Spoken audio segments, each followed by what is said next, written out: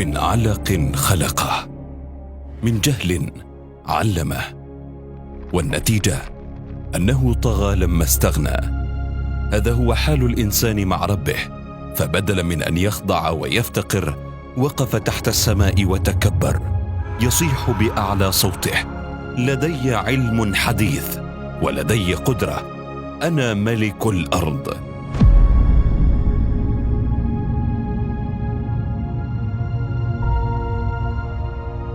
فيأتيه الجواب من فيروس لا يرى إلا بأدق الميكروسكوبات، جندي صغير من جند الله، فيهلع الإنسان ويختبئ من الموت في كل مكان، ويكتشف ضعفه وعجزه.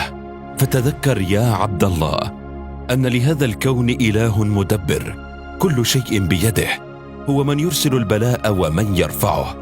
فلا تخف من المستقبل ولا تتعلق بالأسباب، اخرج من مركزية نفسك وتذكر ما هو أكبر من نفسك، فالله أكبر.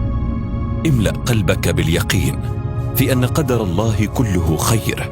خذ بالأسباب والتزم بالنصائح، واحمي نفسك وأهلك، وفي نفس الوقت حاسب نفسك، راجع حالك وعباداتك وأخلاقك وسلوكك، تب إلى الله من الشرور والآثام، استغفر وأكثر من الطاعات، وفي كل يوم ارفع يدك بالدعاء أن يرفع الله الوباء عن البلاد والعباد.